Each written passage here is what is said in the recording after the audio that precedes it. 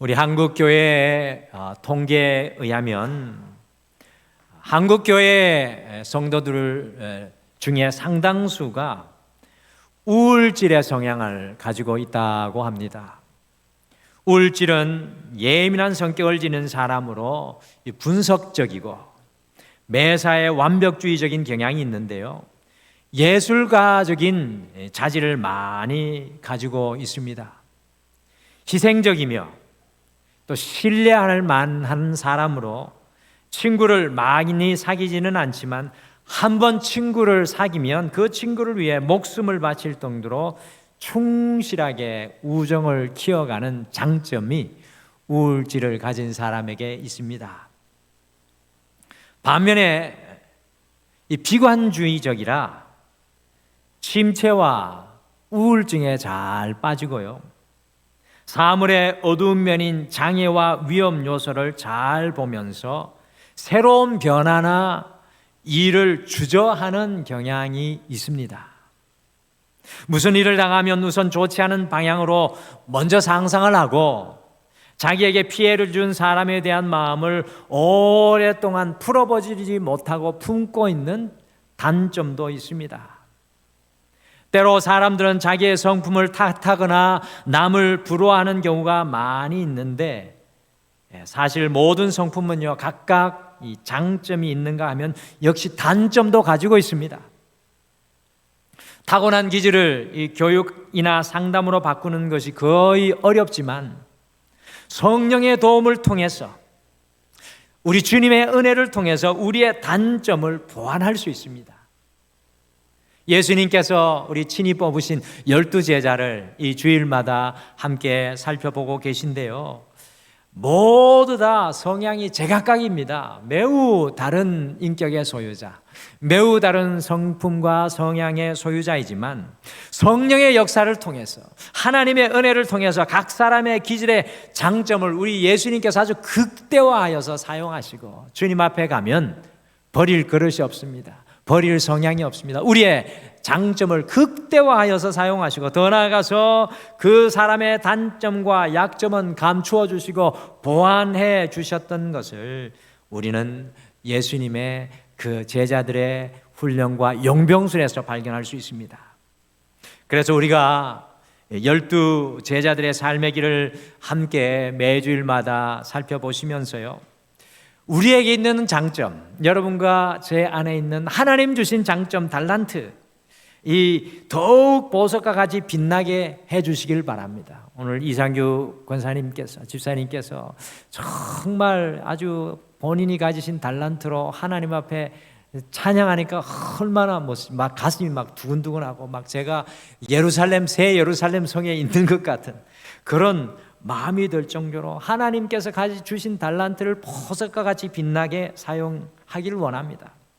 그런가 반면에 우리에게 있는 연약함과 단점이 우리가 믿음의 생활하면서 보완이 되고 우리의 성향과 삶이 하나님의 영광의 도구가 되도록 우리가 이 12제자를 살펴보면서 함께 소망하시기를 간절히 축복합니다.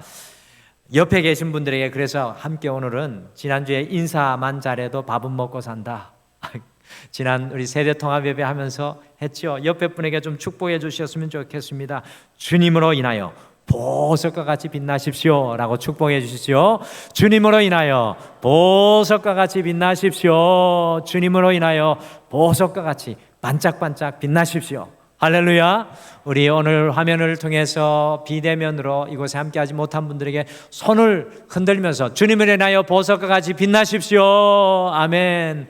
우리 성도님들의 손이 보석이십니다. 지금 반짝반짝 빛나십니다. 오늘 우리 성도님들의 얼굴이 좀 어두우시다가 예배에 들어와서 확 밝아지시고 또 인사하니까 더 보석이 되셨습니다.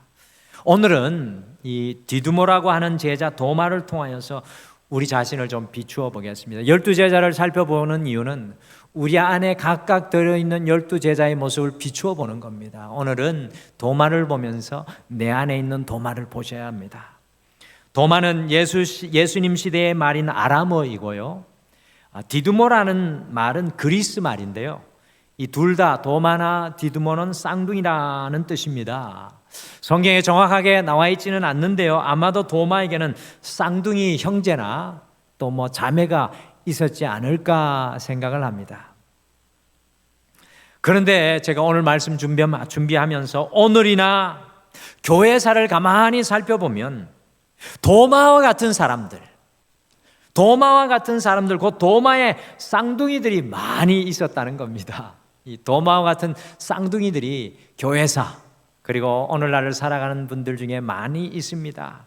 그래서 우리 다시결단 36번째 시간을 이어가면서 오늘은 내 안에 도마 앞에서 좀 결단하시죠. 내 안에 도마 앞에서라는 제목으로 과연 우리가 도마의 쌍둥이들은 아닌지 한번 좀 의심해 보면서 우리가 도마의 트윈, 디두모, 쌍둥이는 아닌지 함께 좀 살펴보면서 도마를 통해 들려오는 예수님의 말씀, 구월을 시작하면서 이 말씀으로 같이 우리가 하나님 함께 동행하겠습니다. 과연 도마는 어떤 사람이었겠습니까? 제가 어떤 권사님하고 새 가족을 하는데 오늘 그 권사님이 본인의 말씀을 다 전해주시는데 그냥 하나님의 은혜입니다. 오늘 그래서 그 새 가족 시간부터 제가 은혜를 받았습니다. 그냥 제가 설교하는 것보다 더 큰 은혜를 받았어요. 과연 도마는 어떤 사람일까요? 한 사람을 아는 것이 은혜입니다. 첫째, 도마는 영광의 밝은 면보다 어두움을 먼저 보는 사람이었습니다. 이 영광의 밝은 면보다 어두움을 먼저 보는 사람이 도마였습니다. 우리 요한복음 11장 3절, 도마는 성경에 딱 3번 도마의 이야기가 등장합니다. 첫 번째 부분 요한복음 11장 3절 같이 읽겠습니다. 시작.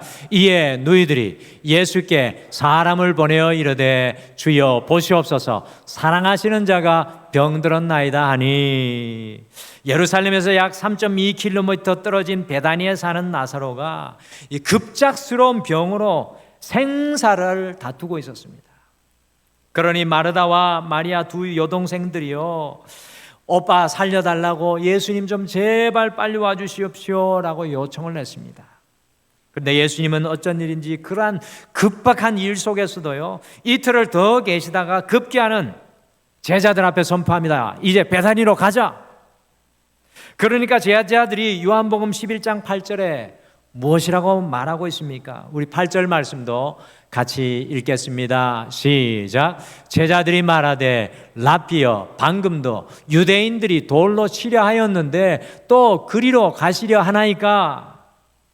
예루살렘에서 심각한 위협을 느끼고 얼마 전에 도망 나왔는데 예수님이 나사로를 만나러 그곳에 가시겠다고 하니까 제자들이요 쌍수를 들고 걱정하며, 제자는 예수님 안 됩니다, 그곳에 갈 수가 없습니다, 반대하는 겁니다.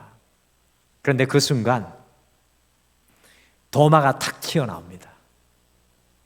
도마를 알 수 있는 도마의 말이 탁 터져 나옵니다. 같이 요한복음 11장 16절 도마의 이야기를 같이 읽겠습니다. 시작. 디두모라고도 하는 도마가 다른 제자들에게 말하되 우리도 주와 함께 죽으러 가자 하니라. 우리도 주와 함께 죽으러 가자. 도마의 이 말에서 무엇을 발견하실 수 있겠습니까? 성사학자들이 아직 이 뉘앙스를 정확하게 다 캐치는 못 해냅니다. 저도 연구를 해봐도 100% 우리 성도님에게 도대체 어떤 마음일까라는 건 다 캐치를 못 해내는데요, 짧은 시간 함께 알아보기를 원합니다. 도마는 예루살렘으로 가려고 하시는 예수님을 다른 제자들과 같이 저지하지는 않지만 그곳에 가면 죽을 것이라고 생각하는 것까지 그 생각이 발견한 것을 우리가 발견합니다. 예수님과 도마의 극심한 차이가 있는 것을 우리가 발견합니다. 요한복음 11장 4절과 15절에서 예수님은 오히려 나사로의 죽음을 통하여서 하나님의 영광을 드러내고자, 하나님의 역사를 드러내고자 그 제자들이 믿게 될 것이라는 이 긍정적인 측면, 하나님의 역사를 바라보았지만 도마는 예루살렘이라는 문제 앞에서, 위협 앞에서 긍정적인 측면, 하나님의 역사를 바라보기보다는 이 부정적인 측면, 어두움을 먼저 바라보고 엄청난 걱정과 염려에 빠져 있는 것을 발견합니다. 대단한 것은 걱정함에도 불구하고 도마는 예수님을 따르고 있습니다. 걱정하면서도 그래도 예수님을 도마가 따라갑니다. 그래서 어떤 분들은 도마를 용기 있다고도 합니다. 저도 그렇게 생각합니다. 그런데 아니, 이왕 따를 것이면 하나님 역사를 바라보며 믿음으로 따르면 좋지 않겠습니까? 하나님의 역사와 밝은 면을 먼저 보기보다는 부정적인 것과 어둠을 먼저 보는 사람, 그 사람이 도마입니다. 주님 따라가면서도 그랬다는 겁니다. 어두운 것을 먼저 보는 비관주의자와 밝은 것을 먼저 보는 낙관주의자를 분석하는 다음의 글을 읽은 적이 있습니다. 비관주의자는 비가 오면 땅이 질척거릴 것이라고 하고, 낙관주의자는 비가 오면 먼지가 가라앉을 것이라고 말한다. 낙관주의자는 오늘이 어제보다 더 낫다고 말하고, 비관주의자는 어제가 더 나았다고 말한다. 낙관주의자는 벌을 보고 꿀을 만든다고 감격하고, 비관주의자는 사람을 쏘는 곤충이라고 말한다. 낙관주의자는 살아있는 것이 기쁘다고 말하고, 비관주의자는 죽어야 한다는 것이 슬프다고 말한다.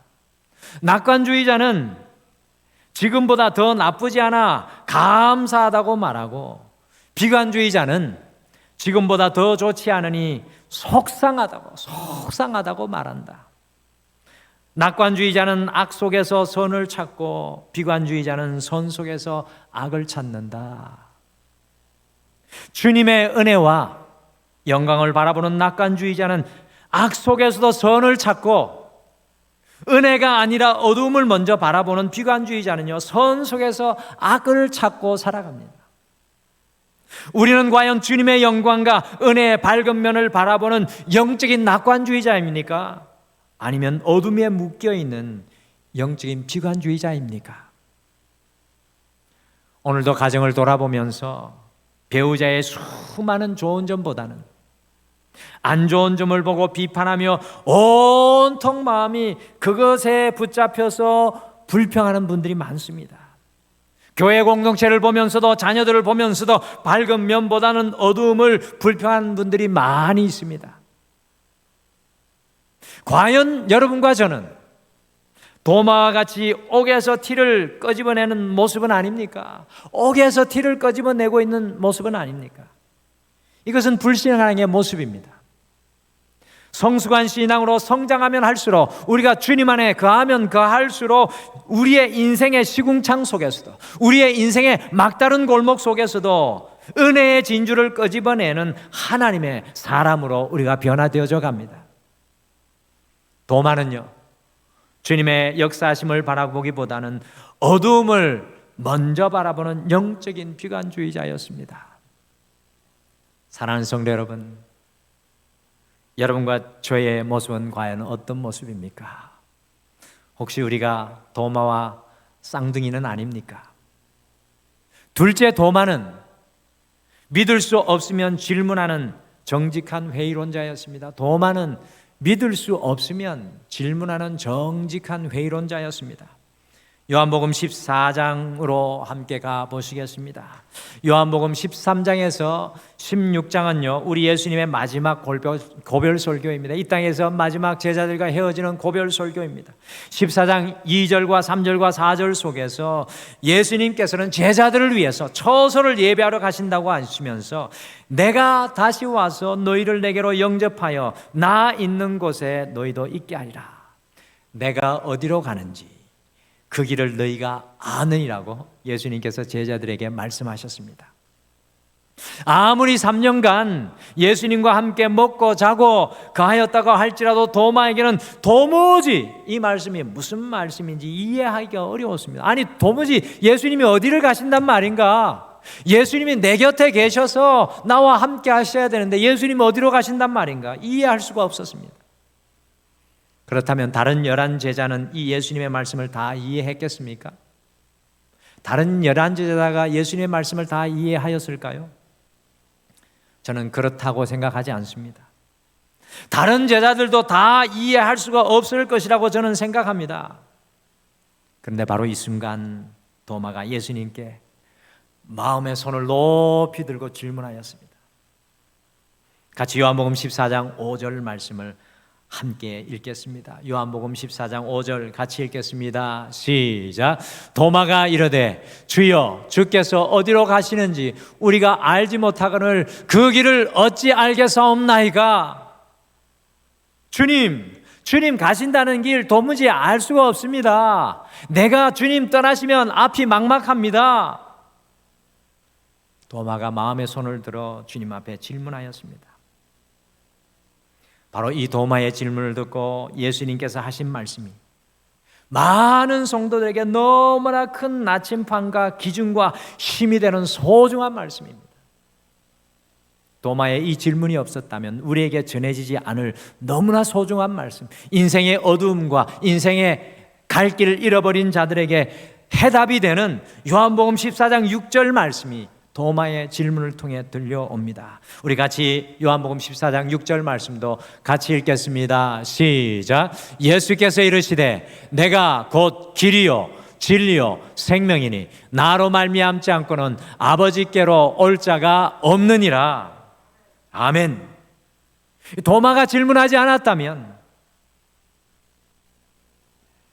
결단코 기록에 남을 수 없었던 것 같은 보석과 같은 생명의 말씀이 전해지고 있습니다. 내가 곧 길이요 진리요 생명이니 나로 말미암지 않고는 아버지께로 올 자가 없느니라. 기독교 역사의 2000년 수많은 믿음의 사람들이, 길을 잃어버린 사람들이 도마의 질문을 통해 이 말씀을 가슴에 품고 그의 인생길을 걸어갔습니다. 모든 제자들이 다 입을 다물고 있었다면 이 말씀은 성경 속에 남아있지 않았을 것입니다.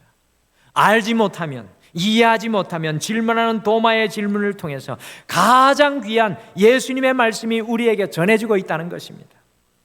도마는 알지 못하고 이해하지 못하면 정직하게 회의하며 질문하는 정직한 회의론자였습니다. 도마의 질문은 구도적인 질문이며 도마의 질문은 신앙적인 회의였습니다. 도마는 믿을 수 없다면 끝까지 질문하는 정직한 회의론자였습니다. 주님 앞에 마음의 손을 들고 살았던 사람이 도마입니다. 주님, 질문 있습니다.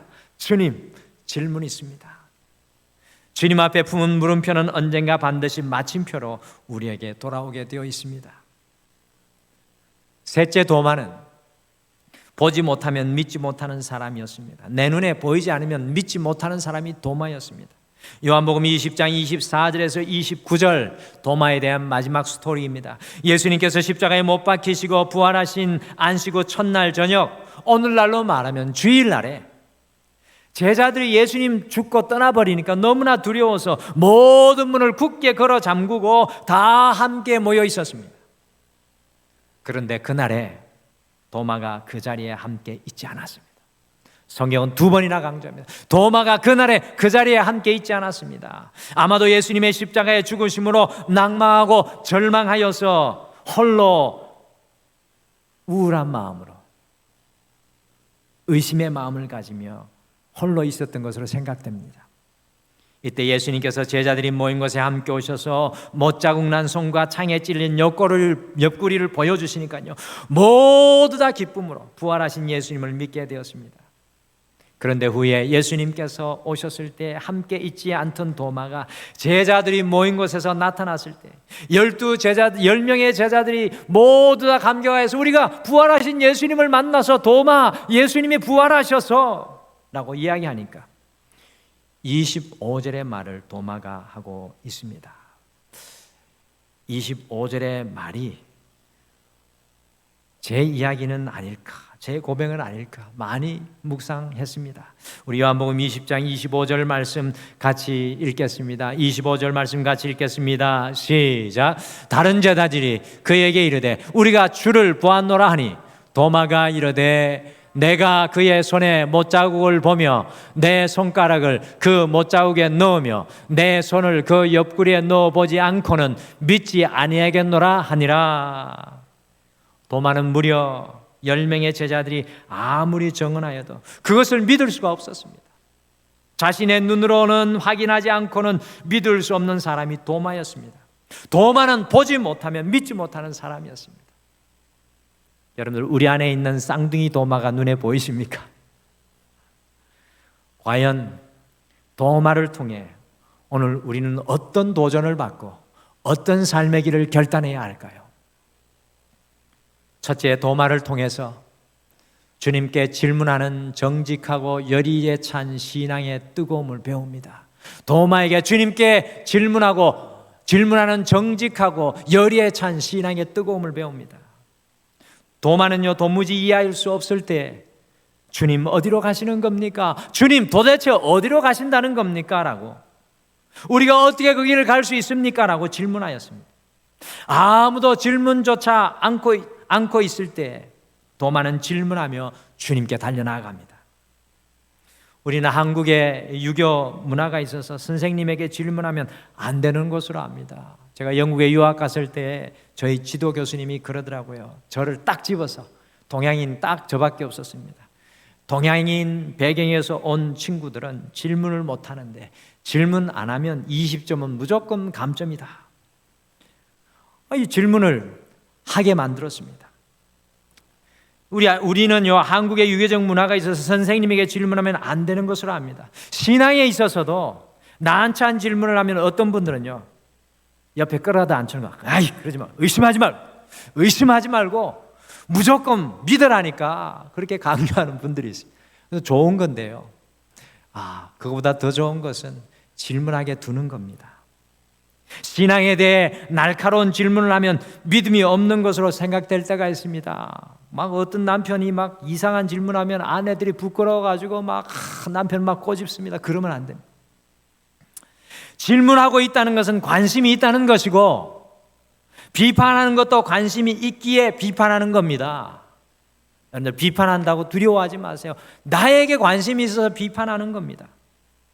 신앙에 있어 정말로 무서운 것은요, 질문하는 것도 아니고 비판하는 것도 아닌 무관심입니다. 오늘 이 시간 도마를 통해 우리가 깨달아야 되는 것이 이겁니다. 신앙에 있어서 정말로 무서운 것은 질문하는 것도 아니고 비판하는 것도 아닌 무관심입니다. 무관심.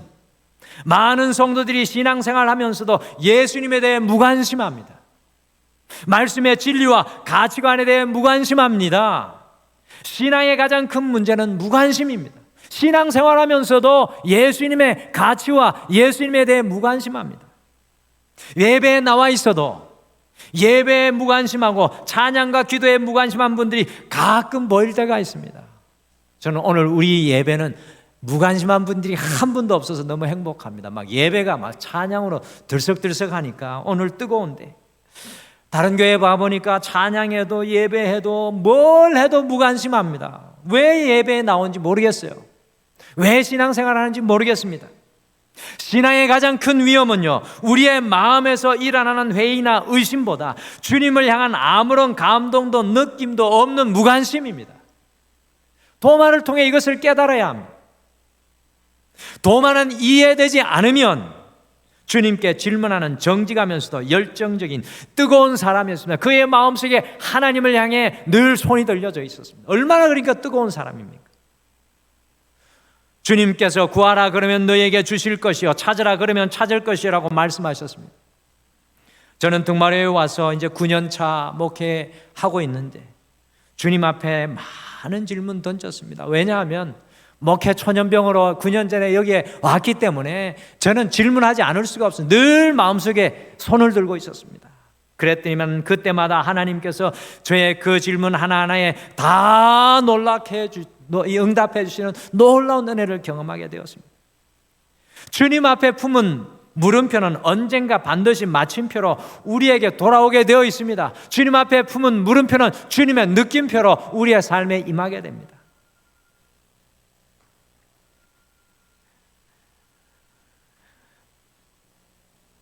마음이 아프면 왜 아픈지 질문하시고, 두려우면 왜 두려운지 질문하시고, 낙담하고 좌절하시면 주님 앞에 왜 낙담하고 좌절하신지 질문하십시오. 길이 보이지 않으면, 길을 알 수 없으면 주님께 질문하십시오. 주님은 우리의 길이시고 우리의 진리, 기준이시고 우리의 생명이십니다. 오늘 도마를 통해 그것을 말씀하시지 않습니까? 내가 길이요, 내가 진리요, 내가 생명이다. 도마와 같이 주님께 질문하는 정직하고 열의에 찬 뜨거움의 이 또 다른 말이 기도입니다. 기도. 도마의 질문은 기도가 되었고요, 그 기도가 주님의 놀라운 응답으로 이어졌습니다. 그리스도인들은 주님께 날마다 질문하는 사람입니다. 여러분과 저는 주님 앞에 날마다 손이 들려져 있어요. 무엇이든지 주님께 우리의 마음의 것을 질문으로 쏟아내시면 그것이 가장 순결한 솔직한 기도가 될 것입니다. 이번 한 주 도마와 같이 주님 앞에 우리의 모든 질문을 쏟아내시기를 간절히 축복합니다. 둘째, 도마를 통해 은혜의 자리를 사수하여야 한다는 것을 배우게 됩니다. 도마를 통해 은혜의 자리를 지켜내야 한다. 요한복음 20장 24절에 도마는 3년간 예수님과 뜨겁게 동행하다가 예수님께서 십자가에 못 박히시고 부활하신 그날에 제자들과 함께 하지 않았습니다. 3년간 그렇게 예수님 쫓아다니다가 주님 부활하신 그날에 예수님의 은혜의 자리에 함께 있지 않았습니다. 부활하신 날이 언제였습니까? 오늘날로 말하면 주일이죠. 주일에 믿는 자들이 함께하는 예배의 자리에 도마가 없었다는 겁니다. 좌절과 절망으로 하나님께서 내게 주신 은혜의 자리를 떠나고 말았습니다. 그때 마침 예수님께서 그 자리에 오셔서 놀라운 역사와 은혜를 베푸셨습니다. 옛날에 경건한 신앙인들인 청교도인들은요, 그리스도인들이 모이는 모임에는 한 번도 빠지지 않았습니다. 그래서 사람들이 그들에게 왜 그렇게 모임에 한 번도 빠지지 않으십니까? 라고 묻자 옛날 경건했던 청교도 형제가 이렇게 대답을 했습니다. 주님이 언제 우리에게 놀라운 역사를 행하실지 모르기 때문입니다. 그때 나는 그 자리에서 빠지지 않기를 원합니다. 도마는 주님이 역사하시는 그 은혜의 자리에 없었습니다. 이것이 도마의 아픔이었습니다. 절망과 좌절로 그 자리를 떠나니 주님의 그 은혜를 누리지 못하였습니다. 사랑하는 성도 여러분, 코로나 이 시대의 시간 가운데 우리에게 가장 큰 위협은 무엇입니까? 우리가 주님의 은혜의 자리를 떠나 있는 것입니다. 주님의 은혜의 자리를 지키지 못하고 있는 것입니다. 교회들이 흔들리고 신앙들이 흔들립니다. 주님의 은혜의 자리를 떠나 있기 때문입니다. 여러분과 저는 주님의 은혜의 자리를 지켜낼 수 있는 믿음의 사람들 되시기를 간절히 축복합니다. 주님의 은혜의 자리에서 주님을 만나시고 등마루의 이 예배의 자리에서 주님을 발견하시고 주님을 깨안으시길 바랍니다. 마지막으로 도마를 통해 지금은 보이지 않더라도 믿음으로 볼 수 있는 비전의 사람이 되자는 도전을 받습니다. 요한복음 20장 29절을 같이 읽으시겠습니다. 이 29절이 우리 모두를 향한 도마를 통해 하시고 싶은 말씀이 아니실까요? 우리 29절 같이 읽겠습니다. 시작. 예수께서 이르시되 너는 나를 본고로 믿느냐? 보지 못하고 믿는 자들은 복되도다 하시니라. 아멘. 이 말씀은 보아야만 믿는 도마의 쌍둥이와 같은 우리를 향한 예수님의 말씀입니다.